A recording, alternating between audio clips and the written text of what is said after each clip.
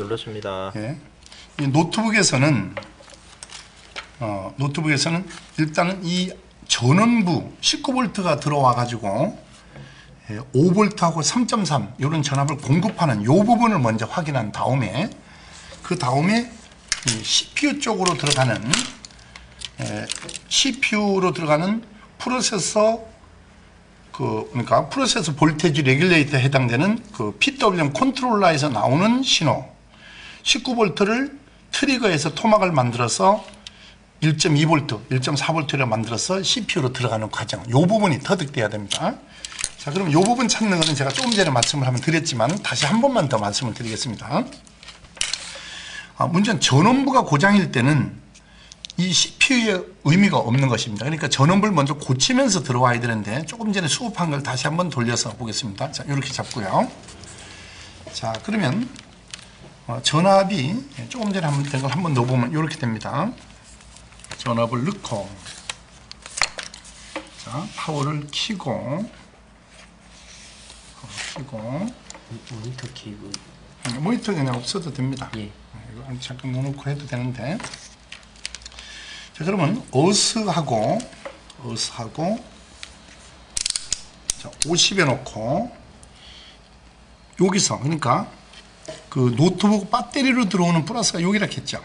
그죠? 네. 여기로 들어와 가지고 아답터로 해서 들어와 가지고 어디까지 전압이 오냐 하면 여기에 첫 번째 그룹 여기에 19V가 온다고 제가 얘기했습니다. 그러니까 여기에 지금 19V가 와 있습니다. 예.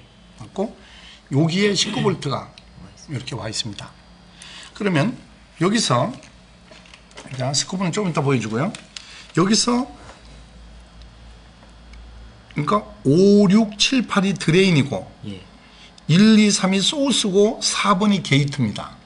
그러면은 자, 이렇게 오실로스코프로 딱 집어서 이렇게 보는 것입니다. 어스를 잡고 자, 여기서 19V가 여기 8번에 와 있었죠. 그러면 4번 요 게이트에 PWM 컨트롤러에서 나오는 파형을 보셔야 됩니다. 자, 요거 지금 요건데요. 다시 주파수를 한번 보겠습니다. 눌러서 자, 주파수입니다.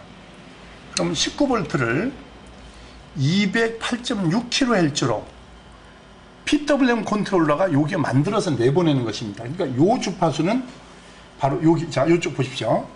요 CPU PWM 컨트롤러에서 만들어 내보내는 신호가 여기 4번 게이트하고 여기 4번 게이트입니다. 이렇게 내보낸 겁니다. 여기 들어와 가지고 19V를 토막 내서 트리거 한다고 합니다. 이 용어로 트리거에서 토막을 내게 되면 바로 그 전압이 낮아져서 CPU로 전압이 들어가야 됩니다. 자, 그러면 이렇게 됩니다. CPU로 들어가는 전압은 이런 어스에 마이너스를 대고 2.5의 전압을 놓습니다. 여기 2.5에 놓고 자, 여기 CPU로 들어가는 전압입니다. 여기 전압 여기서 재도 되고 여기서 겁니다. 요건 지금 1.5V가 나와 있죠. 예. 이 전압이 바로 CPU로 전압이 들어가는 것입니다. 예. 이렇게 전압이 낮아졌다는 것은 19V가 PWM 컨트롤러에서 신호를 보내줘서 예. 이게 트리거 돼 토막이 나서 이게 들어간 거다 이렇게 보는 것입니다. 예. 자, 그럼 여기 불량이라고 봤을 때 어떻게 되는가? 자, 한번 보겠습니다. 불량이 됐을 때는 꺼보겠습니다.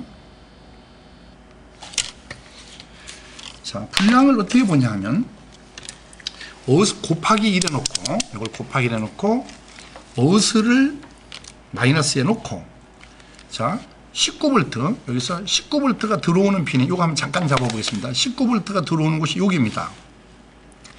곱하기 1에 놓고 어스를 빨간색으로 재고 자, 첫 번째 그룹에 요놈하고 요놈이 요쪽이 고장 났을 때 그럼 여기에 소스하고 한번 붙여보겠습니다. 소스하고 드레인이 붙으면 이렇게 되는 거죠. 저항값이 이렇게 나왔어야 되는데 요놈이 나빠지게 되면 저항값이 이렇게 변형이 되는 겁니다. 이렇게. 그러면 이쪽이 물론 불량돼도 마찬가지고. 자, 그러면 지금 정상이 이렇게 나오면 정상이라는 얘기니까 위에 그룹은 이상이 없다 이렇게 보는 겁니다. 예. 자, 그러면 이제 밑에 그룹입니다. 여기 밑에 그룹 코일로 해서 CPU로 들어가는 그룹은 요 밑에입니다.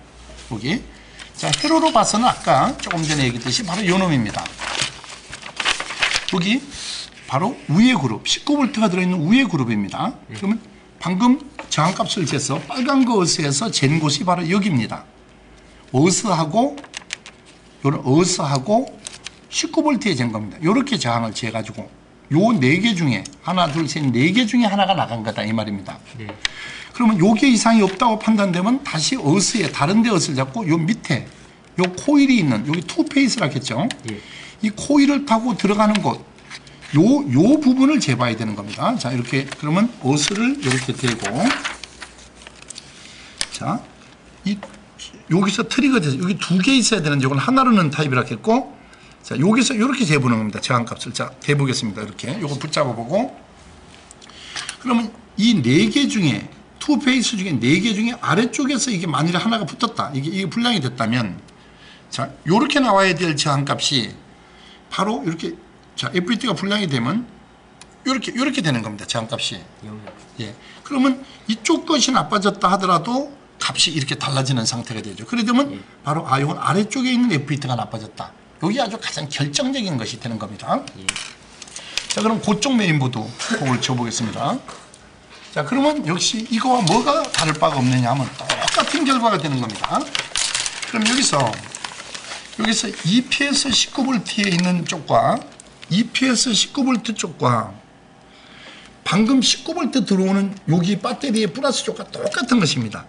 여기하고 곱하기 1로 우회 그룹에 이렇게 우회 그룹이 붙어 있는 게 위쪽이고 자, 이걸 잠깐 앞에 보면 여기를 보시면 여기가 19V고 EPS 치면은 요 플러스가 여기입니다. 그러면 요 우회 그룹이 있는 놈 여기하고 요리 재보는 겁니다. 그러면 여기하고 요 우회 그룹을 요리 쟀을 때 자, 요거 우회 그룹이죠. 그럼 요 밑에 그룹 요거는 자, 밑에 이렇게 됐을 때는 보십시오. 저항값이 달라집니다. 자, 그럼 요걸 이렇게 해보는 겁니다.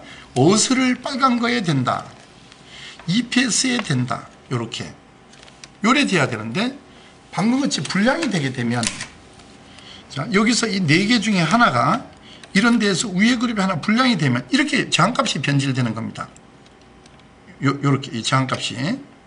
자, 그 다음에 밑에 그룹도 마찬가지입니다. 밑에 그룹에 이상이 생기면 밑에 그룹에 문제가 되면 이렇게 저항값이 밑에 그룹에 드레인과 소스가 이렇게 합선이 되게 되면 이 저항값이 이렇게 변화됩니다. 그러니까 요 값을 잘 기억해야만이 메인보드와 이 노트북 수리의 가장 결정적인 수리가 되는 것입니다.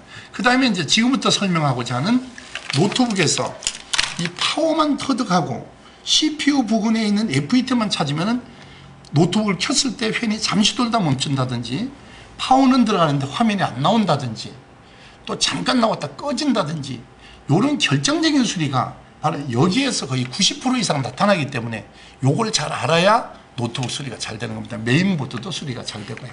알겠죠? 일단 여기까지 하겠습니다. 그렇습니다.